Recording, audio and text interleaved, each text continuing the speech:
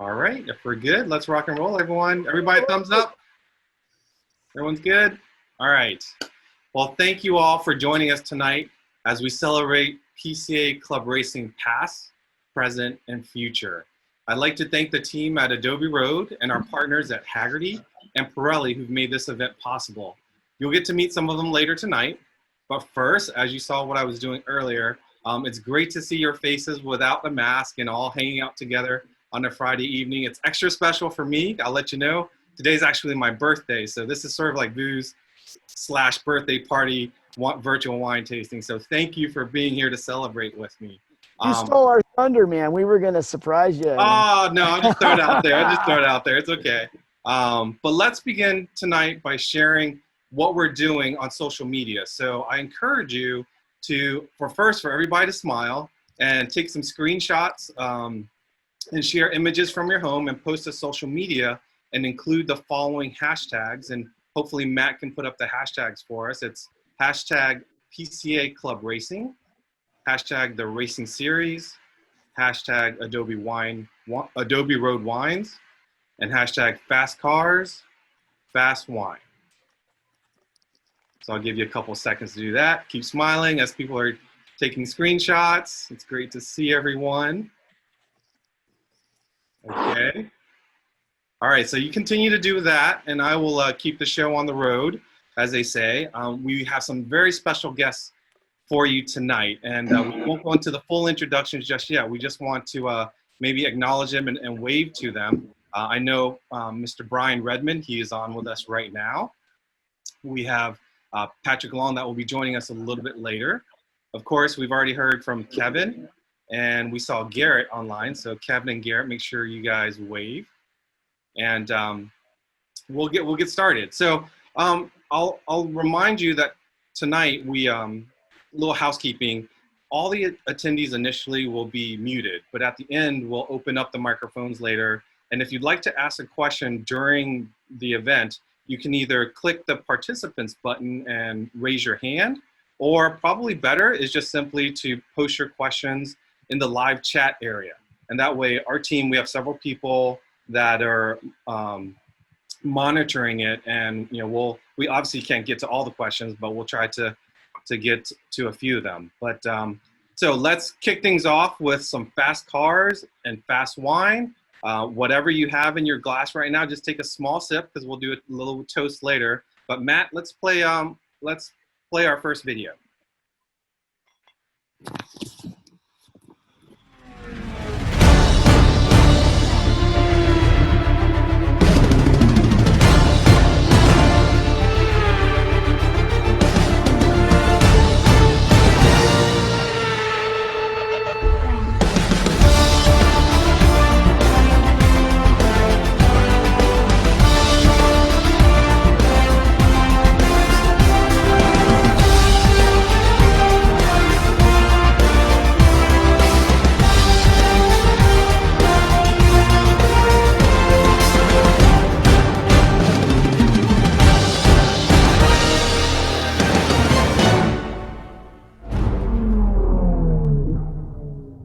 Very impressive. And congratulations to Kevin to combining two of your great passions into a business model. That's pretty ingenious. I'd like to share with you how we all ended up here tonight. A few months ago, PCA and Adobe Road had a social for our national volunteers. And it went over so well, and we started chatting, and Kevin started bringing up stories of his involvement in PCA Club Racing, and the stories kept going and going and going. And we said, you know what, I think we have enough stories, and we probably have an episode, so to speak, that we can just do it for our club racers themselves. So that's why we're here tonight. But before we get into that, for those of you that aren't familiar with club racing, I wanted to give you a brief recap of what we're all about. Of course, we're about 2,000 drivers, and we host about 25 plus races a year. And we've got another video that'll just give you a little glimpse of where we are today. Matt?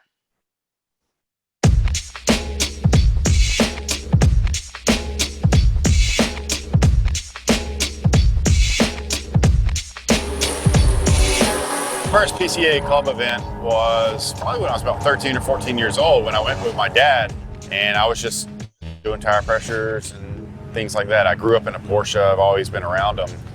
He did club events, D's, and then started doing club racing. So I raced professionally very heavily for many years. My dad and I started doing PCA club racing events in the very beginning, so we wanted to come back and just kind of enjoy driving and enjoy racing again. I always knew that I would be back at PCA club racing at some point. Really happy to be back now.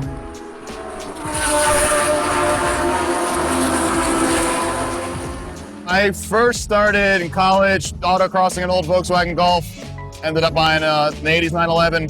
Started doing a DE program with Allegheny Region Porsche Club, then switched to Potomac. Potomac really kind of elevated everything from learning all the way into club racing. Great program, great training. It's been a ton of fun. I've been able to visit tracks from here at Sebring, Road America, Laguna Seca, Watkins Glen. Everywhere you go, there's always someone fun, someone great, someone just willing to help out, and really good close competition.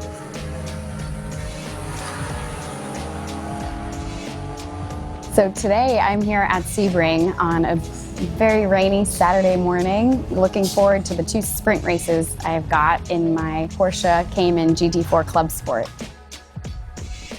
So I got started with the PCA Club and decided to start joining the Driver's Ed program. So I was able to work my way up and finally made it to the A class, and then decided I'm going to try to take this opportunity and go racing. The best part about PCA events are the people, by far. I mean, there's a lot of competition on the track, but off the track, you find a lot of camaraderie, you find a lot of people that just want to catch up at the end of the day about how everyone did in every corner, and it's really great to be part of a community that can be so competitive and yet so friendly. I've gained so many friends, and just you walk around the paddock, it's amazing how many people you end up knowing. Everyone's willing to help out. You need a part, borrow a part. Hey, they just had an incident. They'll take parts off their car and give it to me. I've even had someone give me a windshield before. Just no matter what, people out there to help. You don't have to drive the newest, latest, greatest stuff in PCA. If you come to the events, you see a lot of guys still have Boxsters or 944s. You know, guys are running those cars relatively inexpensive and still out here having a great time. So, you know, it's accessible for a lot of people, not just, you know, crazy, nice, brand new Porsche race cars.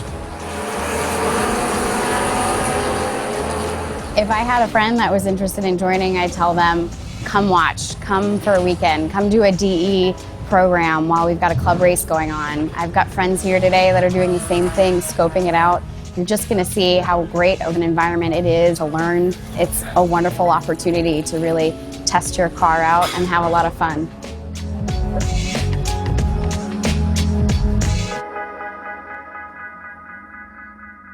Thank you, Matt. Well, Nicole mentioned driver's education, and that's a great segue into a little bit of a history about club racing. By the 1970s, driver's education was a well-established program in PCA across regions in the country, and it was growing fast. But inevitably, some drivers wanted to take the next step in racing. And then in the 1980s, they tried to, meet that need or want and introduce time trial events in many of the regional DE programs. But as you guys know, time trials are basically a couple of cars competing on the track, 1, 2, or 3 with time lapse, and it's not really racing. In 1989, the opportunity for club racing arose. Then President Dennis Towson tapped Alan Friedman. Matt, this is your cue. Alan Friedman, who is with us tonight, to take on the position as PCA's National Safety Chairman. And as a condition of his acceptance, he told Dennis that he would accept, but he would insist that he also be able to study the concept of club racing. In 1991, Alan presented the program, and by 1992, PCA went racing. And as they say, the rest is history. And as we pull this picture together, there is Alan Friedman. And Alan, I hope you're online right now, because I would like to ask everyone to please raise your glass to Alan. Thank you for your leadership and dedication to PCA and PCA club racing, and having the vision for what so many people enjoy today and why we're here tonight. Alan. Woo-hoo, Ellen! So unfortunately, Alan is not logged on. He's trying. So we'll make sure he gets a recording. Okay, well, you guys, We'll send a recording when he out. logs on, we'll redo this, and you guys just be all surprised about everything that I tell you. Or maybe we can just send him the video later. Problem. Alan, say hello to everybody. Alan. Is that Alan on the phone? Hello, everybody. I'm just having a little technical problems with Zoom, but look forward to joining you shortly. All right, look forward to seeing you soon, Alan, and we just toasted to you, and thank you so much for all that you've done for PCA Club Racing. Oh, so it's been great. It's been my pleasure to see it evolve and see it keep growing and stay strong. We'll see you in a bit. Okay, hon. All right, so let's keep this program rolling, and we will bring on Kevin Buckler and Garrett Martin of Adobe Road Winery. Kevin, I'm going to do an introduction, although I know I don't really need to. But for those, just to make it appropriate and official, founder and CEO of the Racers Group and Adobe Road Winery, TRG is the most successful privateer team in North America sports car history with over 100 victories in multiple professional classes. Kevin is also racing royalty, as we know himself, having won the 24 Hours of Le Mans and the 24 Hours of Daytona, not one, not two, not three, but 4 times. Garrett Martin.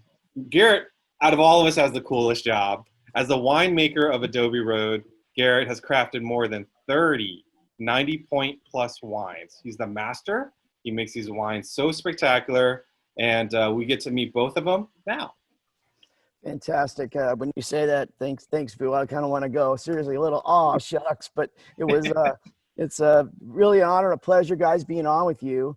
I will talk a little bit more about the club racing side of it later because I started and I was at that first race, so it's a good little quick story. But let me lead off and talk about the three companies and how this all dovetailed together. Thanks for joining us. TRG, my wife and I moved back here, a girlfriend at the time, moved back here from the Midwest in 1992. And I had a vision and a dream. I wanted to go racing. And like you said, exactly, if we can combine our passions or some part of it in our profession, you know, that joke about you not working a day in your life. Well, I mean, we're busting our butts right now. But, you know, I've loved what we've done with the motorsports program, 27 years, hard work, really for me into building a team. And I love synergy where, you know, some of the parts greater than the whole story. And we've always lived by that. So, you know, multiple things for the racing side of the house with Racers Group. And, you know, probably 17 years ago or so, I was dragged into a little wine group out here in California to be part of it. It's normal out here. You know, they had 3 or 4 guys making a little wine in the garage or out on the farm. And I think they needed some help. I was the cellar rat. So sweeping and cleaning the barrels. But after a year, I was really, you know, passionate by it. And I ended up buying, Deborah and I bought those guys out. And she was looking at me, she goes, careful what you wish for. It's kind of like a yacht or a racehorse. Once you own it, you have to feed it. And so indeed, it was quite a challenge in getting everything going right into 2008 with the crash, and then keep going on all that and put our heads down. And then about 5 years ago, I got approached by a wonderful group of friends and partners. I think a few of them were on the phone and actually said, you know, we're looking at getting into the wine business and we think it'd be really fun, but we don't know what to do. We don't want to lose our money. And we know you guys, and they gave us a little nudge, and sure enough, we accepted, and we went out and purchased a piece of property right here in downtown Petaluma, right when it was getting hot. It was like we saw it coming, economic redevelopment. Petaluma was an old chicken town, and it's also when you didn't have the Golden Gate Bridge where all the ferries came, because it's a riverfront town. Son of a gun, man, it turned into Austin, Texas down there, and our project right now is getting started. We're grading the property right on the waterfront, 16,000 square feet, entertainment complex. One significant thing of note, other than the tasting room and Garrett's Winery and a bunch of VIP areas, we are putting in a motorsports museum. And the centerpiece of that is we are building the 31-degree banking of Daytona in there with 2 cars on it. So that's going to be kind of fun for events and show stuff. Also in our world, you know, there's been some great success stories with some brands that have really ramped up, and the deal with the racing series was just that, is looking at a good story that we didn't have to create. We had it, our little Rocky Balboa story around what we love. And, you know, we love motorsports, and we love, you know, fast cars. And also I love cool packaging, you know, Apple-esque stuff. Garrett is fantastic. Introduce him here in just a second. He and I are a team, and we started with the racing series and based them on different moments on the track. And you've got the 4 wines tonight. We're going to combine the first 2 right now, and then we'll break rather than doing 1 each, and then we'll go back to the next 2. Well, man, hang on. I tell you what, it was unfortunately a moment. Back in March, we were about to sign the biggest deal of our entire life with the distributor, Southern Wine and Spirits, and got a little kicked in the gut. But hey, no resting on the couch or crying on the couch for us. We went after it. So this first wine is called Red Line, obviously for the reasons that we all know, and try to stay out of the red line if you can. But this is the world's first movable interactive tachometer. So when you tip it, the needle actually turns into the red. And Garrett and I wanted to make a wonderful, moderately priced, lush blend. And we nailed it. He nailed it. I'd like to introduce you guys to what I consider the best winemaker in the world, my partner, Garrett Martin.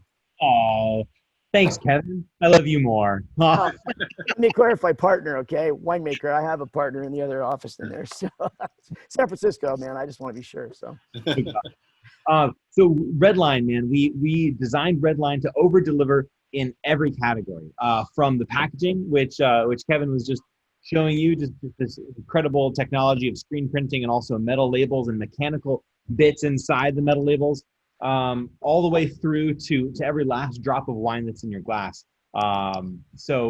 This blend is based on Cab Sauv. If you have the bottle, you can look on the back, and it'll show you the blend breakdown and the percentages of each varietal that we use. Because just like Kevin was saying, sometimes putting the multiple different wines together actually makes a greater sum than just all of the parts it would be individually. Sometimes there's wines that just need a little bit of a partner to come along with them, and it just raises up the whole flavor profile, the aromas, the texture, and everything. So this is based on Cab Sauv. We love Cabernet Sauvignon. It's 65% of the blend in this bottle. And what that does is it really just makes a really nice framework for the whole wine. When you're blending wines, you're thinking about building the different flavor profiles. So you have the Cab Sauv here that has a nice tannin element to it. Tannins are when you take a sip of wine and your mouth feels dry, and your tongue sort of sticks to the roof of your mouth. That's a tannin. And that's really important as part of the framework, part of what holds the wine together. To that, we add some Syrah, dark, meaty, blueberry, inky, sort of roasty, all those flavors and aromas kind of combine in Syrah. To that, there's also Zinfandel, 13% Zinfandel. Zinfandel is a very fun grape in our area. It's super popular, really big, juicy clusters, dark, like strawberry really comes out of this wine, almost like a strawberry compote. So it really fills in the mid palate with some just really great lush fruit. After that, we add in this really special wine called Petite Syrah. Petite Syrah is, there's nothing really petite about it. That's sort of a misnomer. It's the darkest, inkiest wine you've ever seen. It's got really strong tannins, and it just has this really great blueberry, really dark cherry sort of thing going on with a little bit of like wild game, like roasted wild game to it too. And when the function of those tannins in the Petite Syrah is it just lengthens out that mouthfeel and the finish. You take a sip and you continue tasting it longer and longer and longer off the back of your palate, and that is really that Petite Syrah talking to you. It's really dark. It's a very special wine. And then lastly, if you're looking at the back of your bottle, you're seeing 1% Malbec. Like, what's that all about? Why even put something in at 1%? And I'll tell you why. Because the specificity makes all the difference. Being able to micromanage this blend down to the 1%. Is really what we're all about. That ultimate control. It's Kevin and I tasting back and forth and saying, hey, does it taste better with 1% Malbec or 1.5 or 2% Malbec? And really, honestly, it makes a difference. We did a class not too long ago, and it's just really apparent that when you add a little splash of something to a whole beaker full, it really, really changes the flavor profile, the aroma, and the way it feels in your mouth. So that's why I'm really glad we have this 1% on there to talk about that, because these blends, it's not just that we throw things together. They're very, very purposefully made, and we hope you enjoy it. We hope it over delivers on. of your You guys expectations. wouldn't think, Garrett, it was funny you say all that and just the deep, you guys didn't know you're going to get the full wino description tonight. This is like, sometimes we do wine dinners around the country where everybody that I go there, we know because they're friends, partners, sponsors. Other times I don't know anybody. So it depends on the crowd, how much wine speak you go. He can keep going, by the way. And that's not a one of those virtual backdrops. That's a $2.5 million oak barrel backdrop. Those are the real thing. I would like to just comment on that and everyone enjoy. I don't know if we had done it yet, Garrett. Can we do the toast now? I don't know when you guys were going to do it, but we always love to start off our evenings with a toast to the crowd. Everybody has their glass or anything to tap it with. I just want to say cheers, everybody, to a great evening. Thanks a bunch. And here we go. Let's do Cheers. it. Here we go. So that the old days of having a blend, it's like sometimes they would look at you and go, oh, a table wine. Not anymore. $100 from Paso Robles, wait to get on the mailing list. If you give a quality winemaker more ingredients, just like a chef, we're going to do better. And that's exactly what we're doing. We're taking all the different components to make the wine that we want, given that little category. So we'll keep going here because it's like, I know time's tight, but Garrett did a great job. I love this wine. Actually, the least expensive of our group. I'm not going to say any favorites. I got 3 daughters, so you can't do that. But I definitely like this wine. Let's talk about Shift. This one was fun. So we do this crazy thing where we're tasting different lots of fruit that's available. Our typical Adobe roadside, we buy the grapes in the bin. They come to the shop, they come to the winery, and from there it's ours. So we're a full production facility. On the racing series, sometimes we're buying wines a couple months later when we get to try 20, 30, 40 different Syrahs. And that's how we do it. We go through, he and I mess with each other sometimes. We push the wines forward we like. We blind taste, which means he doesn't know what he's tasting and I don't know, and he knows vice versa. So we wanted to do this one based around, I want to do like a Zinfandel blend because Zins are like, that's my favorite pizza wine, big and fruity and fun. But as we kept going, we kept finding these other really cool Italian varietals that were out there and were available to us, but they were spectacular. And so a lot of times, though, they don't always play well together or they play better together. So we went through this combo and I'll let Garrett do the wines in there kind of tight. But what I had to do, the packaging was so much fun. I love the old gated shifters and I love any of the old, just anything. We're pretty non-denominational with our wine, although you guys know I'm a Porsche guy through and through. But we did the little screws, did a little carbon etching in there. And then I had to do, this is for the retailers in case they tell me these bottles were in the store, they end up with a lot of no top bottles. So people are like, putting them in their pocket. But we did this cool little high durometer rubber with the little shifter top on it and had so much fun with this. We're doing another one coming up as a cutter, so it's going to be great. Love this wine. It got a 93 plus from Robert Parker, Wine Advocate, so that's cool. Garrett, short, sweet, tell us about this, baby. Absolutely. This blend was really meant to like shift your expectations, if you will, of what a high quality blend is all about. Normally, when you think super high quality blend, you're thinking in that Cabernet range or, Syrahs, things like that. We wanted to show everybody that a high quality blend could be made with unexpected grapes and sort of shift what you're thinking about it. So we combine Zinfandel and Barbera together in this. So that's a combined 65% Zinfandel and Barbera. These two things don't normally go together. In fact, there's not a whole lot of Barbera planted in Sonoma County, which is where this blend comes from.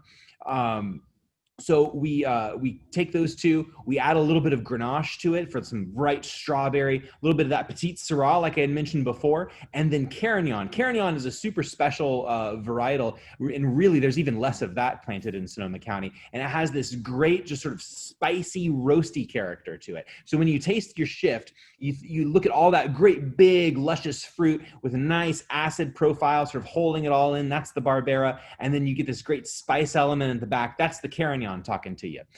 So this is a really special blend, and like Kevin said, we had a whole lot of fun blending back and forth and making this one. Yeah, not a big fruit bomb, oaky, smooth like that. Some it's just a little more fruit forward, I'd say. But again, my favorite pizza wine. So thank you, Garrett. Nice job. Really appreciate it. Vu, back to you, man. But everyone, just one little quickie thing. If we always at the wine dinners, I always make a quick little spiel about. I ask everyone to pay attention. And there's a quick little story. The way it works people's nose, your olfactory is so powerful. You know, you could be walking down the street, smell a little pine cone, and you're back in boys camp like that. You know, I always remember my kids are, you know, we got young girls here at the house. We're in Northern California, and we're talking like 6, 8, and 10. They're bugging me at the table. Come on, Dad, I want to try some wine. And I'm like, yeah, it's okay with it, but I'm a sports guy and I like competition. So went down to the wine cellar, grabbed a bottle of Pinot, grabbed a bottle of Zinfandel, grabbed a bottle of Cabernet, brought it back up, put it in front of them, 3 glasses each. And I said, hey guys, here's the deal. You know, I talk to you every night about wine, and you can look at all the things we used to talk about. So I'm going to let you smell it and look at it and then turn you around. And if you can guess the varietal, then you can drink. And they're like, oh, Dad. And 2 of the girls nailed it. I mean, just nailed it. But you think about it. These kids are in school every day. They have an open mind. You know, they're not. So when we go out in public, we're drinking and talking and sloshing it back. But if I had to task you guys and say, here's our Pinot Noir tonight, here's this wine, really take your time. Smell what it is, put some sort of mental markers on it or whatever you can do to make you remember. And next week, it's going to be in a lineup of 10 other wines. And if you get it, you win 10 grand. All of a sudden, you're paying better attention. And it really is true. And a lot of people, and the women tend to be a little bit better tasters a lot of times. So it's interesting. Anyway, sorry to go off. I love talking about that story because it's totally true. Thanks, All right. Drew. Well, we'll keep the show on the road. Kevin, I totally get why you found Garrett. I mean, there's very few people that can match the level of enthusiasm that you have. But you know, this is my second time meeting Garrett, and he's right up there with you on the level of enthusiasm when it comes to wine. So it totally makes sense. Garrett, well done, my friend. Thanks, Fu. All right, well, we'll move on to the next segment, and we get to meet some legends tonight. And it is my distinct honor to introduce to you our next guest, who really needs no introduction amongst Porsche race fans. But I will highlight a few of his accomplishments, including 5 professional series championships, winner of 30 international races over 6 hours or 1,000-kilometer duration, piloted iconic race cars such as the Porsche 908, 935, and the mighty 917. Movie credits also includes driving the 917 in the 1969 filming of the movie of Le Mans with Steve McQueen. He was inducted to the Detroit International Motorsports Hall of Fame in 2002, Sebring in 2006, Talladega, Long Beach Pavement of Fame in 2007, and Motorsports UK in 2017. In retirement, although I don't know how you can call this retirement because he's one of the most active people I know, he's still racing. He's still racing in vintage and historic events. He's owner of Target 66, a club for owners of high-performance road and race cars. Ladies and gentlemen, I welcome Brian Redman. Brian, hey. Brian, all right. Good to see you. Nice to be here. So we have a few minutes. We have probably 10 to 15 minutes, and I know there's a lot of questions. I have 2 for you. And folks, if you want to post a question to Brian, put it into the chat because our 3rd question we'll choose from the live chat area. But I'll go straight into the first one, Brian, if you don't mind. PCA Club Racing has been a stepping stone for many drivers to go professional. What was it like for you in terms of developing your racecraft in your early career? I started in 1959. I made mop heads that I used to clean the floors with in Burnley, Lancashire. And I had a Morris 1000 Woody, a traveller's car, that I fitted with a supercharger. I drove like a maniac on the road, and I started racing. Because in those days, you could take your street car, and they were one-day race meetings. So you drive to the track, you get there at 7 in the morning, you paint a number on your door with a shoe whitener, you put adhesive tape on the headlights, you don't have a roll cage, you don't have seat belts, and you don't have a fire extinguisher. And you go race. Did you even have a helmet? We had a helmet. You did have a helmet at least, okay. Yeah. So that sort of thing continued until 1965 when I drove somebody else's XK120 Jaguar and I got the fastest time of day in a sprint. He said he knew this guy who had just bought a lightweight E-Type Jaguar. He'd get you his drive. Well, 4 days later, I drove it. I went 3 seconds faster than the owner, and I raced it all of 1965, winning 14 races and being beaten once in September 1965 by the 250LM Ferrari driven by Rod Fry from London. And then in 67, I turned professional. I said, do you want to turn professional? I said, what does that mean? He said, it means I'll pay you 30 quid a week, 30 pounds a week, about $50 at that time, guaranteed for a year with a car and a mechanic. So that's how I turned professional. So when they gave you that offer, were you like, are you kidding me? You're paying me to do this? And you just accepted? You didn't even really care about the terms, or? No, we didn't care. You know, all my racing life, I never cared about the terms. I never argued about the money. So just a year later, from turning professional in 65, at the end of that year, John Wyer, who was the best long distance team in the world at that time, John Wyer Gulf Ford GT40, and he said, do you want to drive with Jackie Hicks at the Kyle Army 9 hours? And we never talked about the money and the deal for that you and me. The deal that I did. Go ahead.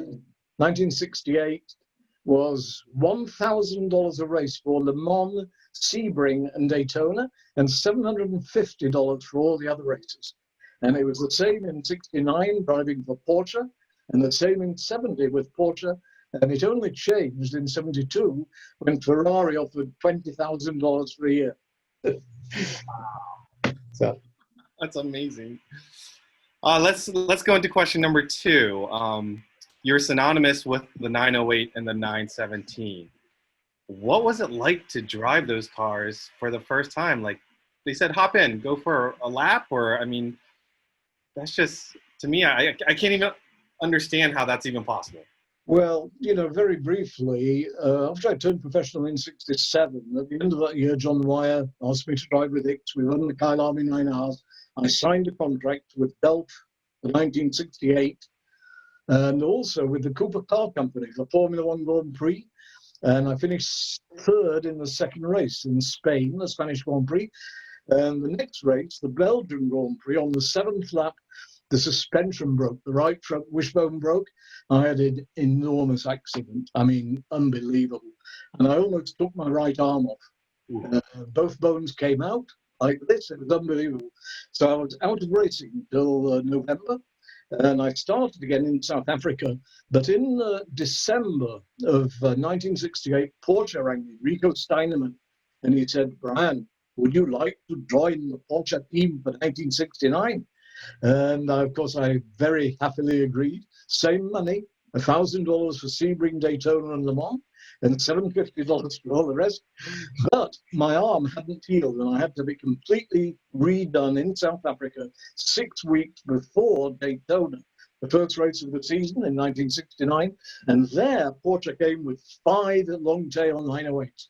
And of course, Piet was in charge. He was now the racing manager.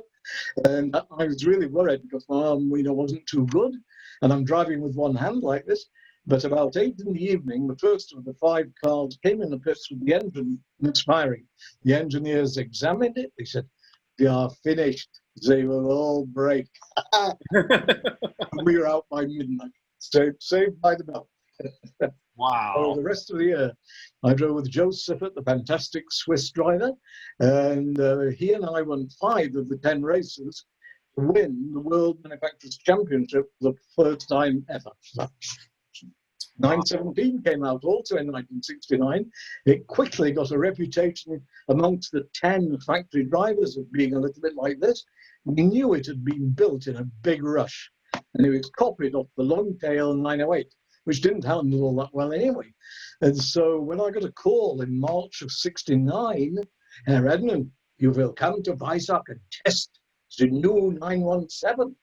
I thought, they want me when they've got 6 German drivers living near Stuttgart, all ready to die for the fatherland. So I said, I'll call you back in 30 minutes. I had some arrangements. I called my co-driver, Joe Siffert, in Switzerland, in Freiburg. And I said, Seppi, have you driven the new 917 yet? There's a long silence. He says, no, Brian. He says, we let the others find out what breaks first. So you're the guinea pig. I couldn't go. I didn't go. Oh. Wow. So I Wow. mean, you know, nobody likes to talk about it much these days, but those 917s, the whole frame, the aluminum space frame weighed 85 pounds. The whole chassis weighed 85 pounds. You hit something hard enough, it broke in half right across the center. I mean, it seems to me it's like asking you to strap on a rocket and just go take it for a lap and let me know how it works. Well, yeah, but if you didn't want to do it, there's 100 people waiting to take your place. Oh wow. Wow. Okay, let's take a question from one of our viewers here, and this one's gonna. You can be honest with this one, but let's see here. Would love to learn what Brian's favorite race car he raced, and I know this is a Porsche crowd, and you don't have to just say a Porsche car for the sake of it, but what's your favorite car that you've ever raced? This is not just a Porsche Club racing event, but I'm just kidding. I mean, we Your two favorite car. fantastic years with Porsche, 69 when they won the World Championship for the first time, and 70 with the 917 and the 908-3. But for me, my 4 best years in racing were with Jim Hall, Chaparral Cars, and Carl Haas, the Lola importer in Formula 5000, open wheel single seater, where we won the championship for 3 years, with Mario Andretti finishing second for 2 years, and Alan took second the third year. Those were my actually best years, and it was a fantastic team, small team. Franz Weiss built the engines and did the test driving. You know, he tested the car. I never tested it. It was Troy Rogers that fabricated the late Davy Evans, an English racing mechanic, and Tony Connor, the gearbox. 4 guys, and they worked their asses off. They worked absolutely non-stop. It was fantastic. Very cool. So many would have said or say that you are really part of the golden era of motorsports, and you know your illustrious career. You know, we've gotten to see so much. You know, some of the great things that you've done. We've read about it. We've seen it. But if I asked you if you had to go back in time, if there was one thing you would have changed, what would it be? Winning Le Mans. Winning Le Mans. Okay. We had a big lead 4 times. We had a great big lead in 1970 in the 917. Now the 917 Porsches, the factory team is being run by John Wyer. So it's John Wyer Gulf Porsche. We were leading by 4 laps. In fact, some people take 5. You know, that's 32 miles. And the rain, of course, you know, rain is pouring, it's bloody awful. And Jackie Hicks in the factory Ferrari 512 came up behind Joe Sippert. Now they're racing. It's 1 in the morning. The rain is pouring down, thunder and lightning. They're racing. Hicks goes off the track, and then Marshall is killed. The corner worker is killed. Joe Sippert comes out to the chicane, which in those days, the pit entrance is just beyond. He comes out to the chicane. There are 3 slow cars, all having their own race. You know, probably GT3 Porsche. And it swerves to the right and to pass them, and right opposite the Porsche pit, he missed the gear. And the engine went. That 917 engine would go to 8,400 RPM for 40 hours. If it went once over 8,400, it broke. You couldn't miss a gear. You know, there was no safety things, there were no rev limiters, there was nothing. And then in the Ferrari, the 312, we were leading, and the engine went on to, and what does it matter? You know, so that's a great regret, not winning Le Mans. It's the only one of the major sports car races that anybody knows anything about. We did win the class twice, in 1978 in a Dick Barber 935, and in 1980 in a Dick Barber 935. But, you know, in those days, we never said we won Le Mans. Today, class winners say, well, we won Le Mans. Well, yeah, sort of. Sort of. So if I ever get a chance to hop in my DeLorean and I, you know, kind of stop by while you're racing in Le Mans, I'll drop off a rev limiter for you. So that way your wish can come true. Yes. Well, thank you so much. I hope everyone enjoyed. Brian, thank you for joining us tonight. Thank you. And please stick around because there may be some questions for you later. I'll have another glass of wine, actually. So let's go back to Kevin and Garrett. Let's, I think Garrett, I'm sorry, Matt, we have some photo slides and such. We're gonna hold on one second, Matt, before you do that. I just wanted to throw in Brian. That's awesome. I know there's more to come. Brian, guys, is, as you know, a legend, but he is also. We will be at an event somewhere, and he doesn't mean to because he's so humble, but he's just holding court around the piano at the hotel, and he's the best storyteller. I'm so glad he's able to join us. Thank you, Brian. The other thing is, guys, I'm gonna go ahead and start it because how can we not sing "Happy Birthday" to Vu? All right. 3, 2, 1. Happy birthday to you. You guys are all muted. Happy birthday to you. Happy birthday, dear Boo. Happy birthday to you. Thank you, Hey, everyone. I got a sign from Mark. All You right. know what There you happens go. in England after happy birthday? Hey, Ryan, you have a song I heard. Can you tell us Yeah. how that English version works? You're up, buddy. Right. Why was he born so beautiful? Why was he born at all? He's no bloody use to anyone. He's no bloody use at all. Well, in England, everybody falls off the chairs laughing. In America, it's like. Ladies and gentlemen, you did not know you were going to hear Brian Redmond sing tonight, right? This was a bonus feature Awesome. for tonight. Thank you. Thank you, everyone. Much love, much love. All right, Kevin, Garrett. Kevin, you have a nice voice, man. You should do more singing. Yeah, we should have probably unmuted everyone, but I think we're going to be tight for time, and we'll do it again at the end if we can. So, All right, Kevin, motorsports, and let's get back to you and PCA in the early years and how you started the winery and all that sort of good stuff. gosh, it is funny because I got to say, in every way, Porsche Club and PCA, even before club racing, had a big part of what we were doing and how I got into this. I was a car guy growing up. I'm a Southern California beach kid, and car culture was our thing. Porsche was my car I liked. I had a long story about why, but it involved, of course, it involved a girl and a guy, and he always had the cute girl with him, and he had a Porsche 911. But back in the Midwest, I lived for a while in the 80s, and the company I started, a real estate development company, and I'm not gonna join a club. It's just kind of weird, it seems like. But I joined the Porsche Club and started going to the meetings. And as you guys know, there's all little splinters within those groups. There was one group that was very enthusiastic about their driving. And you guys saw the bridges of Madison County probably in the old days. We used to go out to that area to Winterset and do these fall foliage cruises with our cars. It really was just a dash from bar to bar. As I get back in the 80s, it's okay. But I really got a passion for all the fun stuff we did with the club. And then sure enough, here comes a letter in the mail that says that some guy named Alan Friedman is starting this new organization called Porsche Club Racing, and they're actually going to race. And I've been doing some killing the cones in the Walmart parking lot, and I got a couple of high-speed days finally on a real track at Road America, but I never done any racing before, and no email back then. So this stuff's going back and forth, and I've got my local group. Hey, go and represent us, because I was the local fast guy. But I mean, fast guy's relative when you're center region of Iowa. So you really don't know where you sit.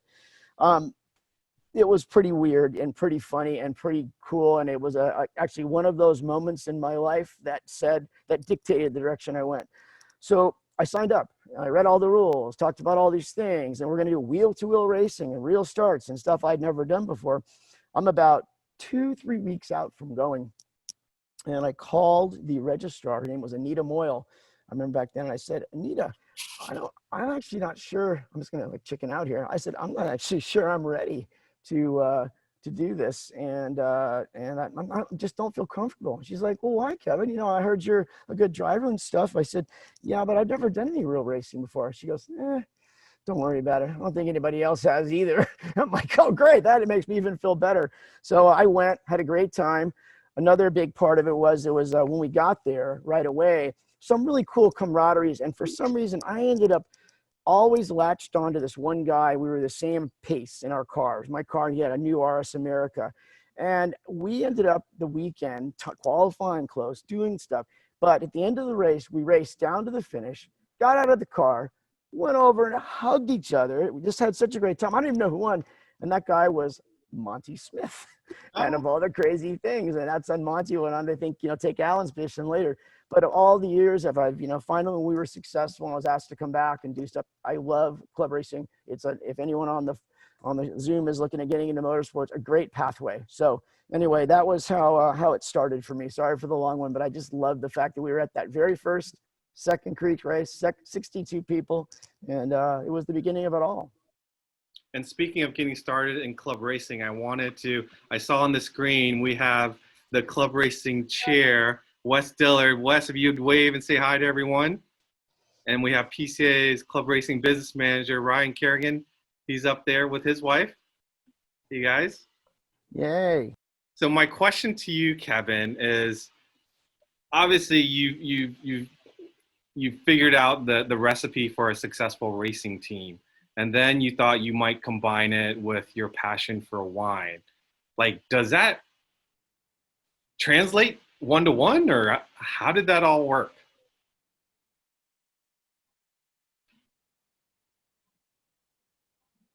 Uh-oh, Kevin's muted.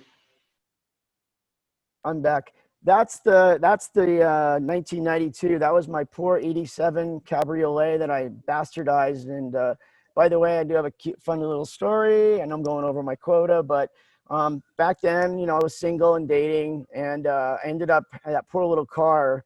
I bought it brand new and just converted it. It's lowered and it's got stiff torsion bars and it's got everything I could do to it to come do the race with a roll cage inside roll bar. And I took this one particular gal, asked her if she'd want to go with me to the weekend. And I remember, after the whole weekend of working, it was just me and her and one other guy working on the car. I'm driving home, and both of us in Recaro seats, both of us in 5-point harnesses. I got a little Nakamichi CDs play that's skipping the whole way. And I look over at her, her head's kind of bouncing, and it was 2-hour drive home. And I said, hey, are you doing okay? Everything good? And she's like, oh yeah, it's cool. I'm like, that's a keeper right there. And that is the one I got that right now. That is my awesome wifey who of 30 years now with been together. So anyway, Matt, go ahead. I'm sorry. I actually worked on a car changing brake pads. Good thing it was a long time ago. We got next. That was in Brainerd. That was my 1973 911S. I wish I had that car still. That was a Brainerd race. My first daughter at the track. These kids lived at the track. That's my daughter, Katie Ray. And don't even start with me, Vu. I know what you're going to say. Okay, that picture is us. And that cute little gal is Deborah. Yes, those are there. Go ahead. I know. Your wife is lovely, but no one is looking at her. They're all looking at your wonderful pants. Good time. If I wasn't turned around, you'd see the wonderful mullet that goes with it too. So I did a little article later on, and that was Deborah, and that was back in '92. So anyway, sorry for the segue. Wow. Go back to your. Yeah, back to my question is, success in racing and combining it with your passion for wine and how, when you applied it, was it from a business standpoint, was it a one-to-one or? When we started, we didn't even think about that. And I get asked that question once in a while, and you'd think, of course they're so different. But what we found, especially now, is unbelievable similarities in what's going on. And even more so what's going on now. Building the team that allowed us to be the giant killers back in those days when we were, and I couldn't believe the things that we could pull off with 8 or 10 people that were all so synergistic when we show up and there's 2 big factory Porsche trailers there, or Ferrari trailers, and we beat them, but they weren't, they weren't gelling as a unit, so to speak. Here we go, fast forward into the wine world, and I'm starting to lean in here more and more. We have a meeting here at the office every week. We call it the wine team competition meeting, because we, of course, do the racing team competition meeting. And, a funny little thing we say, in the wine world, there's a lot of, you can do a lot of yep. But I live my life by a stopwatch, so there's not a lot of that. And between the stuff that we're always trying to improve, trying to do the things, and here comes all the stuff we're doing to make the winery work with a really competitive group of people that are passionate about what they do, just like with Porsche, just like with racing, and like to work together, taking that same synergy and bringing it over here to the wine world. I kind of look around and say, I think we can take them. It's kind of true. Here comes COVID. And it's like, oh my God, how do you, and I'm like, guys, I remember when we would go to Daytona and you'd have these teams showing up with their engineers and their playbooks and lots of money. And, some private equity guy from New York is going to really come down there and show us how it's done. And I like, that's a bad idea. There's so much more that goes into this. And I used to say, you got all the plans in the world, you got all the things going on. But when you get there, the plan is the green flag, there's going to be a new plan. And if you can't pivot, adapt, and overcome, you're going to get run over. And that's what it is for like right now. We're just in a great big 24-hour endurance race and it's starting to rain. So we got to figure out how to do that. So there are so many unique similarities, but when I enjoy it, I like being on the side of the team leader and trying to draw everyone together and bring the best out in everybody. To me, it's really rewarding. And I can tell the passion, and you're up for the challenge. Yeah, we can definitely see that these events. Like I said, you found your match on the wine side, and we'll go back to Garrett, and maybe Garrett can tell us a little bit about the 24 and the Apex. Absolutely, thanks, Vu. Yeah, so those of you who have the 24 and the Apex, I guess maybe if you don't, here's this great, fantastic metal label that we have here, showcasing a fantastic timepiece. And the Apex here, I'll show you this one for those of you who maybe don't have it, showing the curve on the track. Look at that. My gosh. So once again, really great label technology. Maybe Kevin, you want to talk just a little bit about each of these before I go into the wine? Super fast, absolutely. The 24, it was the last year that a gold Rolex was awarded to anybody. We had I don't say we had no expectation. We had a little idea that the strategy could work out. But when we won the race in 03 overall, it was a shock to us and a shock to the world. And I remember getting on the stage and getting my stainless steel Rolex, not to be an ingrate, but talking to the Rolex guys later. I said, I'm like a Target guy. I've had a picture on my wall for 8 years. It's the same one. You can remember it's got the Brumos car at night on the banking. It's got a gold Rolex. And here we go winning the race and, we're getting the stainless Rolex. Anyway, it worked out. And we put a little homage to that on this particular varietal, but it's hard to do this. It's hard to do this, and it's hard to make this varietal. Garrett did a great job. This is one of my favorite blends that we do. So that was it. Well, I can tell you guys did a great job with the designs. I know as we come close to the holidays, I mean, for all of us that know so many people, Porsche fans, motorsports fans, you've got us hooked pretty good. This is called a GSM. Garrett, I know we're running over for time. Give them just 1 minute on the GSM. Yeah, real quick. So this is Grenache, Mourvedre, Syrah, and Malbec all mixed together. So, Vu, you talking about the holidays really makes me think a lot about this wine, because this is a brighter fruit, a little bit more like on the Pinot Noir sort of scale rather than the Cabernet side of the scale, and will go awesome with stuffing and turkey and just all those great holiday flavors on your table. It's light, it's fruity, but it has enough like character of a little bit of smoky, a little bit of gamey, a little bit of like baking spices too that are in the background.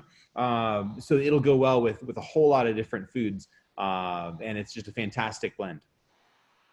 Very cool. Hey, Garrett, just real quick, I was wondering, a lot of times when we're doing these blends, he has to retrieve wine in a very tight area. Real estate is expensive out here. And so rather than, sometimes it's kind of funny, I thought I'd maybe give you guys a show when he's got to get wine out of some of the barrels in the back. It's really hard, especially if they're up top.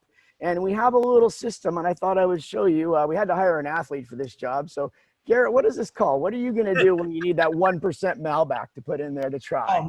Well, you know what? Well, look around here. So this is just one little portion of my cellar, and then you look up, look how tall that is. That's I don't know, five or six barrels high here. And what if I needed a sample of that barrel up there? It's hard to get to if you don't want to unstack everything with a forklift to get all that stuff out. So I get my thief. This is just a tube, just a whole hollow tube in my glass, and we can actually just go up there and get a sample. Maybe we'll do that now. Oh, this is where I don't qualify for the job. Yeah, and I tell them when you fall, that little area just before you hit the ground, that's the point you're fired right there because we don't want workman's comp or anything. Just kidding. So, oh my gosh. Okay, Gary, you're way up there, buddy. Wow. Hey, everybody. This is normal. Actually, this is a day thing where we got to get some wine out in the thief. And that's a little, I'm not going to say a bong, but it's got the little carburetor hole on it. You pull out and you're able to keep the wine in there. He comes down and he can drop it in the glass. And that's how we, rather than moving stuff around, it's kind of funny. You make it look so easy. Now you have your sample. Look at that. Bam.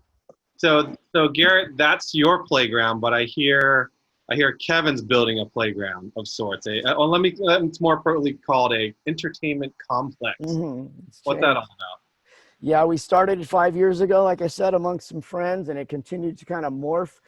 We were ready to go, or pretty ready to go a couple years ago before the last set of fires and construction costs went crazy. But man, Vu and everybody, it was, I'm a lot of stuff that I feel like that's not my strength, but for me, it's always kind of the strategy and vision stuff. And this little city that everyone used to drive by to get to Healdsburg or Sonoma, Petaluma is hot and downtown, restaurants and fun and food. And like I said, a little joke about, we were fortunate enough to get some great publicity in the early last year, just before we started taking off.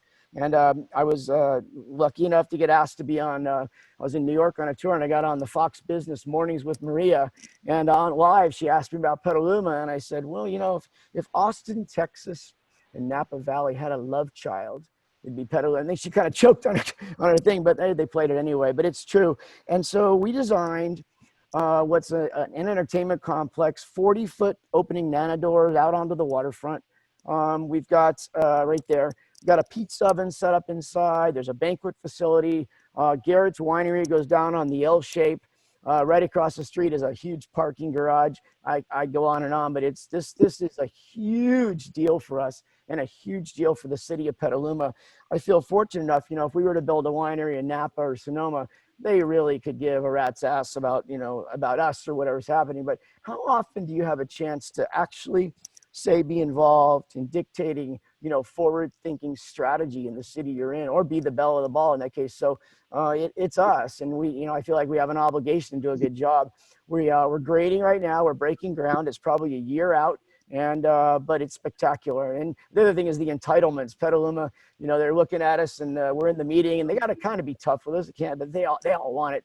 And they look at us, and Napa and Sonoma, the big rub now is these things close. The tasting rooms close at 4:30, 5 o'clock. And so they're like, Mr. Buckler, what are you thinking about for hours of operation? And 7 of them up on the board. And I saying, well, guys, we're building this cool waterfront facility, and we're going to have the sunset and all sorts. I mean, we're thinking like 9 o'clock at night, maybe 10 on the weekends. And they look at each other, they go, yeah, that sounds good. I'm like, oh, yeah, score. So everything is in our favor. That I invite everybody on this call to come visit us. We have a small temporary tasting right now, but when that thing is open, it's going to rock. And that's so you pushing the envelope and then just seeing where it lands. And that's how you cross the finish line before other people. And hopefully when things open up, folks will be able to come and visit you. But I learned today, for those that can't visit Kevin and or this entertainment complex, I hear there's a way that you're going to them. Ooh, we are. I'm not sure I was right. Well, I will. Oops. No, it's okay. Put it out there. You need to go. I wanted to, again, sitting back here, and everybody, I give anyone on my team advice, crying on the couch because things aren't happening and aren't coming to you is just not the style. And they sure not going to do that in the race world. But it's funny. My assessment is there's obviously less places we can go around the country, less restaurants and country clubs are open, but the ones that are, they're ravenous for entertainment. Everybody, look here, I'm like fortunate people will come and give us their evening and respect that and try to do a nice job here. But we said, okay, I usually go to the races and we have a wine dinner somewhere before. We load into the Houston Country Club for one night. Next morning, we're unloading the truck at Austin, Texas for the race at Coda. It all pivots around kind of, the schedule of the big truck. So I'm like, what if we built the world's first mobile winery and racing paddock pop-up? And we ended up putting together, I just did it. We bought it. It's here in the shop. I bought a brand new 2021 GMC dually. We put a 40-foot fifth wheel that's on its way to Charlotte right now to get outfitted. And outfitted in that, we are going to obviously wrap it. Inside has got wine racks, it's got refrigerated areas. But since with COVID and everything, more importantly, what's outside, we're bringing in a lot of barrels, redwood. And so, we can pop in. I think we've got 6 or 7 dates already booked. Our very first event is at the Island Club in Marco Island, where we pull into their country club, unload, tent out, barrels out, wine out, car out, start the car. I'm going to take the car behind me, actually, is going to go with us. And so we will go to them. I have a call from a guy yesterday. It was like, my wife, we live in one of those Palm Beach with the long lawns, and can you do a surprise party for my wife? Or, the private equity or the private banking guy wants to do 5 or 6 around the country. So for any of you guys, that baby is on the road, ready to go, and to show up and be an entertainment complex. We thought we'd think outside the box, and I think it's going to work. So we threw it down. So of course, PCA Club Racing, we have 25 plus races. We have 12 national events. So PCA is going to fill up that dance card pretty quickly. And we expect to have a little bit of a head start on everyone. I'm just saying, Kevin. Absolutely. All right. I hear there is before we bring on our next guest, we've got some special offers and we've got a video coming, right? Yeah. Do you want me to? I'm going to make this offer now because it's from the heart again. We're not a discounter, and I'm a big advocate of telling people, sell and stand on your own 2 feet about what you do in terms of delivery quality. But man, it's hard because now that's the first thing everyone goes to. So when we do have a chance to offer something, especially to PCA, to the group, I like to say, look, we call it a token or a gift. So for tonight, anybody who wants to buy wine, we're offering you a 10% token from us. You never see that, or a discount that ever comes on anything. Also, though, what I do like is that it's 15% if you join the wine club. I give my little tiny shameless self-promotion. Our wine club is the coolest wine club because no one does it this way. We're an opt-in club. There's no pressure. You don't have to buy the case of crap to get the 2 good bottles. Not that we have any crap, but 2 good bottles. I mean, I'm a member of a lot of clubs, and they do a lot of things that you wish they wouldn't do. So we make 14 different wines plus the racing series. We ship quarterly, and the discount structure is based on how you work. Is it 4 bottles per quarter, 6, 12, and then also loyalty over time. And so if you were to join the club, you get the 15% token I gave you tonight, and then you get whatever, you can stack it on whatever your offer is. So for instance, if you're a 6-bottle club member, you get one time in your entire life, which is now, if any of these wines you like and you want to order a case, you want to order a couple of those 4-pack gift boxes, now's the time because you're going to get that one-time big discount. And I can't say the D word, but it encourages people to get the wines, and it's good for me to say thank you guys for the time and my offer to you guys. So we'll put it on the chat right now, and then we're going to do a little follow-up letter tomorrow or tonight, and you'll get it, and it's good for 24 hours. So, or anybody has my email, feel free to contact me. But thanks, Vu. Wine Club made us, and it's a big part of our deal. Number one thing, everything goes to Wine Club first. And thank you for offering it to us. We really do. Of course. Now I hear you've built a special video for us tonight. I wanted to give everyone, and we got obviously some rock and honored guests, but it's also, kind of our evening a little bit. I wanted to make sure we give some good entertainment. We were fortunate enough to have both of the Daytona win in 02, but then the Daytona win in 03, which is so significant. And that had a film school students that came down from Toronto, asked to come. I was like, I can't afford anything. They're like, no, we're paying for it. And then I had a friend at Le Mans in 2002. We had no idea we're going to win that race. And he followed us the whole time. And if you guys want to get it, we're going to get a quick, it's not that quick, but a quick inside the team view, backstage pass that you never get to see, both for Daytona and Le Mans. And grab a glass of wine, sit back and enjoy it, and know this was awesome moments for everyone that's involved with our organization, and very, very proud.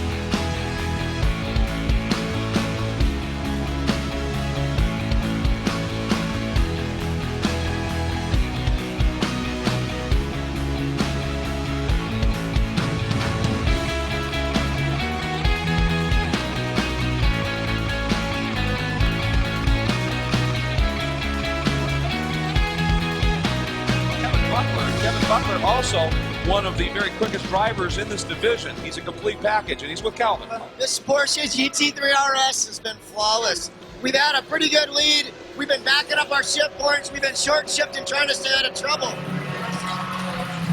How does it feel to finally take that checker? I can't believe it. 7 years of coming to this race. It's beat us up so many times.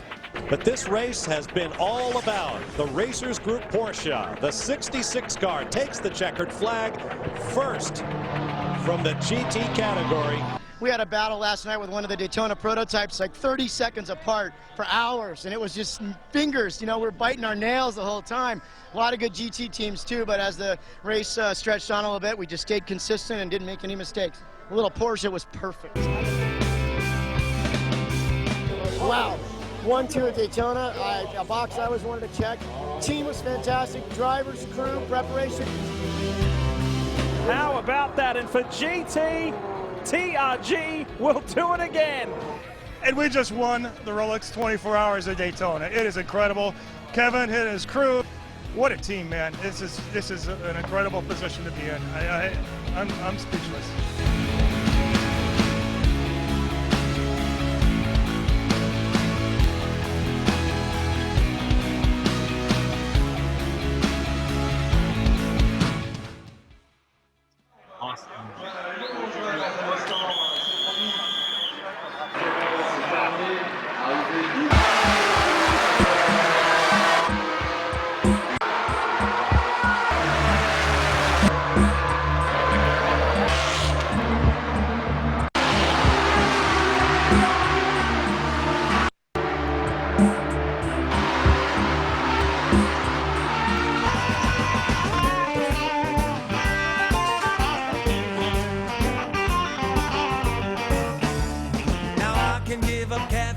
Just coffee and tea. And father talking coke and goals, that really ain't me. LSMFT, it makes my insides flip. But when I love you, baby, it don't ever seem to quit. Now I can't kick the habit. No, I C'est à moi qui vis une si belle journée.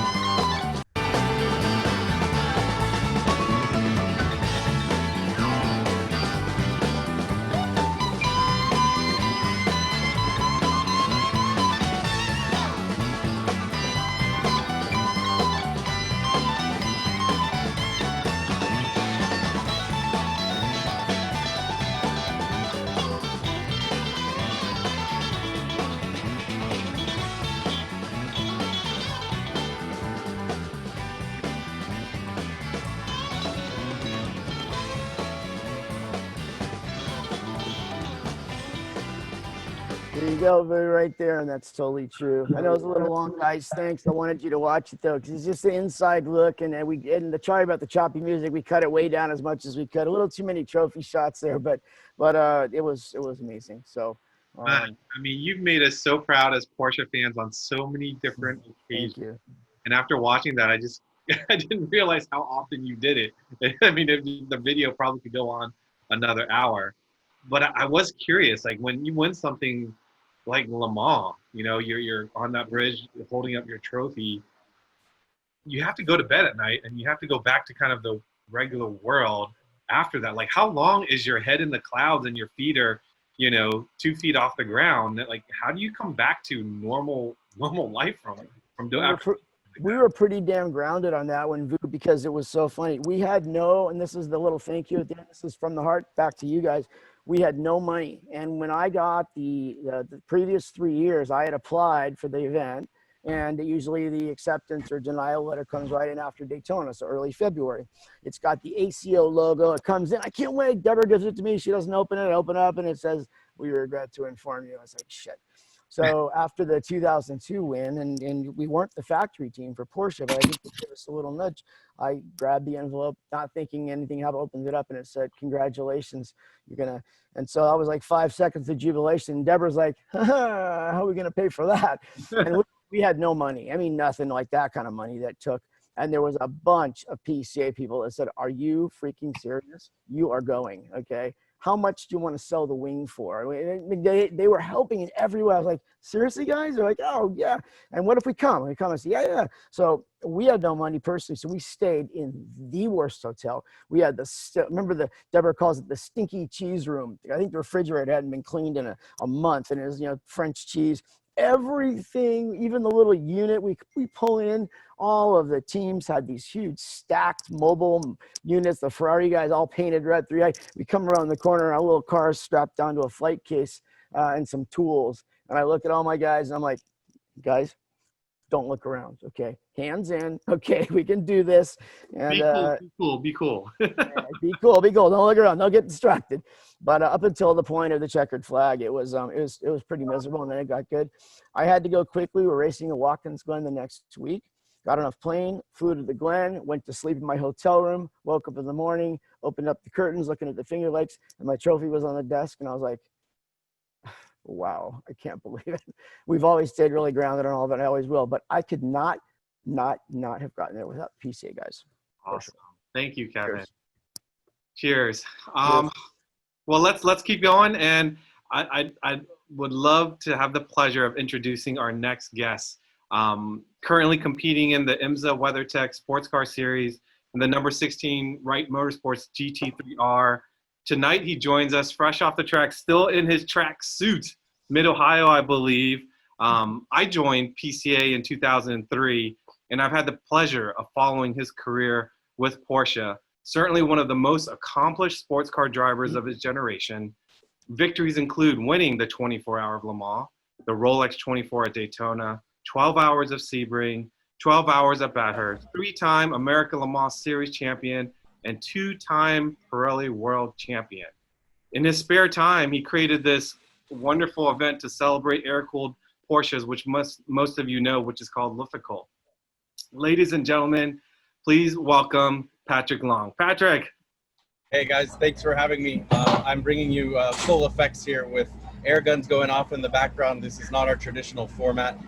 Night practice here at Charlotte, and the cars are still warm. You'll see them in the background. So if it's too loud or the generators are too much, I can move inside the truck. But amazing to be here. There's a lot of heritage with the PCA, and obviously Kevin Buckler and Deborah Buckler and TRG. And of course, my hero, Brian Redman, who can put everybody into stitches with stomach aches, especially when you feed them a little bit of red wine.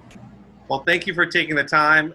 I don't know how you do it. I've seen you race, and I've seen you give complete presentations to PCA members at Porsche Platz, and you do it without breaking a sweat. And thank you for joining us tonight. We have a few minutes with you because I know you're busy. We have a few questions. For those of you that are watching with us, please post your questions in the live chat, and we'll pick one of those. But I'm going to ask, Patrick, if you don't mind, ask you maybe a couple questions first. Then we'll go to one of the viewers' questions. and then we'll get you back on track and doing what you do best. So first, my first question, from watching what's depicted in movies and some personal narratives, Brian's and many others, of what it was like to be a race car driver back in the 60s and 70s, would you share a bit of the day in the life of Patrick Long and how it might be different from back then? Well, I think the first thing is technology, just like what we're doing tonight. I see it as all a positive. It's a way to reach more people in more markets, and I feel very grateful for that. Obviously, on track, the day in the life is much different with the equipment that we're using. Not better, not worse, just different. And I have so much respect for Brian's era of cars and drivers, and just how mortality was alive and present at all points. And then to move into sort of when I started with Kevin in the American Le Mans in 2003, we were still running H-pattern synchro boxes. We still had to use 3 pedals, and these days the cars are like video games and they're so digital, but it doesn't make it any easier. It just means that the window is more narrow, and you have to hit hundredths of a second to make a position in the race or in qualifying. I mean, we just came out of I cut out of the debrief early here, and we basically said, we're not going to be able to pass tomorrow night. The cars are so evenly matched with balance of performance, ABS, traction control. It's not like back in the day where the physical brutality of the car was sometimes the limiting factor. These days, you just have to be razor sharp at every single aspect. But I know this is a long answer, but away from the track, I think there are a lot of similarities in what a factory driver is today to back in the day. And we're ambassadors, we're enthusiasts, we're passionate people who drive these cars in our spare time and eat, breathe, sleep, and live Porsche. And that's the coolest part about the club and about this wave that I feel like I'm still riding. It's been 18 years as America's only factory driver, and I still feel like a kid from the suburbs of LA who kind of snuck in and got onto center stage, but is going to get kicked out any minute. You make us so proud, and again, watching you make it so easy. We see you jump back and forth, sometimes in the same weekend, from vintage cars into the modern day cars, and so proud. My second question for you is, when you were a Porsche Junior driver and came to the United States, I heard you got to drive with someone. Who would that person be? Yeah, I'm not sure Porsche knew just what they were doing, throwing me to the wolves with Kevin and Court. I mean, that is a dynamic duo. That would be the understatement of the century. But I quickly learned the use of the English language in many different forms. I learned about Court's public display of affection towards all types of humanity. And in seriousness, I had a great time. I really did land on my feet with a one-off race at Petit Le Mans at the end of 2003. I was the liability, and luckily Kevin and Court believed in me. They saw that I had pure speed, but they also trusted that I wasn't going to throw it in the fence. And I remember Court saying, "Oh, I don't need to do my last stint, just leave them out there." And I thought, you SOB, I'm 3 stints in and totally dehydrated and out of energy. But that's being thrown to the wolves, and I think that's what has made me rise to the occasion. I don't think I'm a naturally gifted driver, but I've had exposure with some of the very most competitive teams and organizations within the Porsche family. And again, I'm just still trying to keep up with the amazing opportunities, and very grateful for my junior team years. It was tough being over in Germany racing Super Cup and Carrera Cup. I didn't know the tracks. I didn't know the language. And so coming home to the American Le Mans series was almost a homecoming. It was a little bit culture shock in a weird way, because I had been living in Europe for 6 years and almost felt like an outcast being in my own country. And then the most sobering moment is when the Audi R8 with JJ Leto or Johnny Herbert comes buzzing on the outside of you going into turn 12 at Road Atlanta. And if you've never been exposed to multi-class racing, and then an Audi prototype comes in and goes around the outside of you, you really realize that the work is only just beginning. So endurance sports car racing is where I've found my feet and been able to make a career. And it's evolved a lot in these years, but one thing is great is it's multi-class racing, it's fan friendly, it's accessible, and that's what it's all about, is getting out and being able to meet people and share the opportunity and learn. I mean, I've learned so much from the club members and from the Porsche aficionados who can basically speak a code of language, and through osmosis, I think I've become one of those people that at the dinner table, they're just rolling their eyes like, when's this guy going to stop talking about numeric codes of air-cooled cars? Well, I've got to say, there's many characteristics about you that we love, but probably the very most is how humble you are. and how you make us proud as an ambassador for not only Porsche but for PCA, and we thank you for that. I want to Look at that picture just real quick, because this was funny. I mean, look at that young guy on the right. That's Patrick, of course. Oh my gosh. And yeah, he came to us as a junior driver, and we had already started kind of establishing our chops at the Daytona. And they were saying, you're going to get this, young new guy. And I'm like, oh man, I want the experienced guys. These young guys always get out there and crash the car and stuff. And I was at that point, I was on my A game. And I remember this guy shows up, and, after going kind of circling the wagon, I'm like, this freaking kid is fast. I couldn't believe the difference between the old guys and the new guys. It always took me a longer time to get to where I wanted to go, maybe because I don't want to crash my car or whatever. But, the young buck drivers, and Patrick was leading the charge back then, these guys are like 10 laps. It was just amazing. And yeah, he had an interesting co-driver, one of those head games things. So yeah, he learned a whole different side of the strategy, which was funny. Always maintained. I couldn't believe it if someone had told me back then that he was going to be probably, one of our best ever Porsche factory drivers, and all of the other things you have to do, like he was explaining. I would have said, nah, he's pretty scratchy. He was pretty like just really intense, but it worked out in every possible way. And I'm so proud of Patrick and what he's become as an ambassador, and proud to have been on our team in the early days. It was really cool. I just think that's a funny picture right there. So that is a great picture. Patrick, you mentioned about tough stints, and one of our viewers here has a question for you. If you could share with us what you think is your toughest stint ever and your most satisfying race, and share a little detail. Tough stints and endurance racing is a part of the game. There's definitely parts of 24-hour races that are not fun at all, and it's usually when the conditions are changing. It's pitch black, it's raining, you're stuck out on the wrong set of tires, and Nürburgring, Spa, Le Mans, those are the places that usually give you those mixed weather conditions where it's no fun. There's no visibility, and the speeds feel like they're 3 times faster. Everything is sped up, and the stakes are high, and it's always a balancing act. You're walking a tightrope.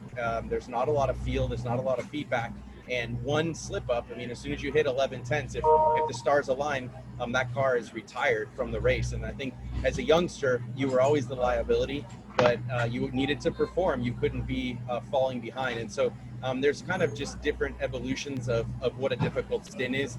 These days, we've got better fitting seats, and we've got a little bit more air conditioning. So the physicality of it on a hot day is a little more neutralized, but the G-forces are up, the pace is up, the reliability of the cars is up. The last few years at Le Mans, we have run at 100% qualifying pace the entire race.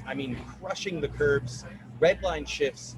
It is unbelievable. The cars have just become bulletproof, and Weissach just keeps turning out these types of cars that just force you to drive that fast. And again, like I mentioned before, modern day racing is so tight that you're really just up on the wheel every single hour. And Le Mans can be 3-4 hour stints into the night, into the morning, and you get out there and just push the envelope. Your mind doesn't go anywhere but the next corner coming up. Wow. You mentioned youngsters, and one of our viewers, Michael Ledwitz, maybe you can briefly just share your thoughts on, he has 9-year-old twins, and one of them is absolutely car crazy and wants to get started in racing. So do you have a tip, or maybe a few tips for him as he gets them started in their driving career? Well, I think the most important thing is you have a kind of a mixed bag of experiences, and you let the innate sort of internal instincts come out. I see sensory motor and muscle memory in the mental development of young kids and in adults, and it's all about exposure. Car control is an innate quality that's sort of a file in your head that's unlocked. It's like going into a computer and unlocking files that are there, but they haven't been turned on yet. So, as a kid, I used to ride a unicycle. I would walk on a 55-gallon barrel turned sideways, just to learn about, balancing what essentially is oversteer and understeer, but you're really just balancing your body as a kid. But it doesn't have to be serious. It can be fun. Nothing in racing was serious for me until I was about 14, which some people would chuckle, that's very young. But these days I see go-kart kids in any kind of stick and ball sport, and at 4 or 5 years old, it's just way too serious for me. And I really think that the development starts later on. So go-karts are a great aspect of getting behind the wheel. You can go to indoor karting tracks these days and you don't have to purchase all the equipment. They have junior programs for kids, probably 10 and up. And then sim racing. Everybody heard a lot about it. A lot of you have taken part in it, especially during the pandemic. And it's an amazing, amazing tool. It's low risk, it's low cost. There isn't travel involved. There isn't burning combustion fuel. And some people don't love it, but I think as a training tool, it's amazing. I have a 5-year-old son and I put him in an off-road truck on a closed course iRacing track. And I never taught him about car control. I never told him when the car goes sideways to correct, but you see those developments happen in a natural way. And it's so fun to watch kids who are interested in it, but there are other kids who don't have an interest in it, and it's really hard to create that interest. I think you'll know right away whether or not you have a kid who's interested in driving or racing. I had a little brother and he had all the same sort of exposures and no interest. He was into art. Sorry for the noise. Art and science, and he became a professional skateboarder. So yeah, let your kids pick their paths, but go-karts and sim would be my choices. There you go. Well, maybe you can. I think there's a kid named Wyatt that's probably watching and looking at you as his hero. So maybe you can just say hi, Wyatt, and make his evening. What's up, Wyatt? I hope you're doing well. Train hard. Do well in school. Get a strong education. Make lots of money, and then you can buy a race team like Mr. Buckler. Wise input there. Thank you, Patrick. And I know the team is getting stuff ready for you, and you got to get back to doing what you do best. We all wish you the best, and we're very proud to watch you and see everything that you do on the track for Porsche, for PCA. And we thank you, and we hope to catch you together with us, hopefully in the near future, in the normal sense, at an event soon. Pat, thank you so much, man. That couldn't be more authentic calling in from the pit lane. I love the air gun in the background, but we're so proud of you, and you're always so grounded and humble as well, getting on the stuff and talking to everyone tonight. Thanks for joining us, bud. Well, thanks for pulling this all together, guys, and Boo and Kevin. And I know I have some wine at home that I'm going to consume when I get back. But for tonight, it's Stillwater, and the race is on tomorrow evening here in Charlotte. And again, thanks for having me, and glad we had some technology that could let us all helicopter in for this. So have a good evening. Ladies and gentlemen, Patrick Long. Would anybody mind if I went to bed? It's my bedtime. We are actually going to turn it over to Kevin, and we are going to wrap things up. We're going to wrap it up. Guys, Okay, I'll wait to the end. Ryan, I'll leave it with you one thing, and I'll let you go, but I do have to bring up the one thing that as you were getting a little honorable toast there from Patrick, this is a funny little short behind-the-scenes story you'll never hear, and it's not actually politically correct, but I got to tell you this really quick. Ask Brian. So, fortunate enough, Rennsport Reunion, as you guys know, is an amazing event. If you haven't gone, you have to go. Every 3 years or so, they have this amazing representation of Porsche in every way, shape, and form. They build the entire Schnitzel Village and the beer gardens and amazing cars, amazing drivers. And they have 50, they call them legend drivers, where they have us. I was one, Patrick was one, and Brian was one a couple of years ago. And then the final dinner, they have everyone in there. They bring their VIP. Porsche, Dr. Porsche was there, Mr. Porsche was there, and just everyone you can imagine. Everybody from Porsche is there.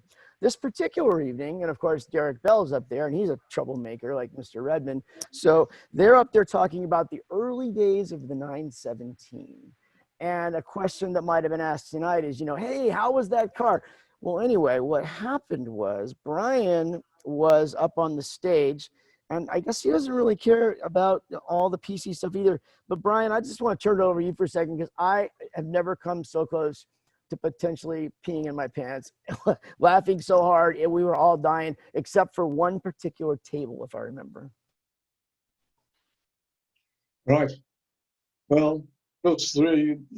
Rennsport came about because in 1998, the late Bob Carlson, who was public relations for Porsche Car North America, called me to say, would I go to Sebring and test 5 of the museum cars coming from Weissach that were going to go to various places, but mainly in August to Laguna Seca. So I went, I tested all the cars, the 5 cars, and then after that I said to Bob, if you send those 5 cars from Laguna Seca to Watkins Glen, 2 weeks later, I'll hold an old Porsche race. And that was the Watkins Glen 50/50. And it was successful. And about 3 months later, Bob said, can we do it again? And we'll call it Red Sport 1 at Lime Rock. And so that happened. And that was the first dry racing weekend of the year. And it was another very, very good event. I managed to win the main race in microphone, Gano's 962. And Derek was also in a similar Jägermeister 962. And afterwards, he said to me, Brian, how is it you always seem to get the best car? I said, Derek, when you reach my age, you'll have figured it out. I remember, Brian, what happened that also that it was talking about the early days of the 917 and how dangerous the car was. And, you know, you had said that they had gone around the country and asked a lot of the world and asked a lot of these famous drivers if they wanted to join the Porsche team, and that a factory driver. And they got into you, I think, and you were young at the time, and you were so honored. You said yes. And then I think you called one of your buddies. You're like, yeah, they called me too. I'm not going to drive that thing. So, but the one guy that was in the front row, yeah, he had no leg, and he was one of the other drivers. And that was the story I was talking about. Yeah. Hey, Brian, before you go, I've got a lot of requests for Matt to unmute everybody to do one more birthday song for Vu, so everybody can hear it. And so, Matt, ready? Ready? You want the real one or the British one? 1, 2, 3. Happy birthday to you. Happy birthday to you. Happy birthday. Happy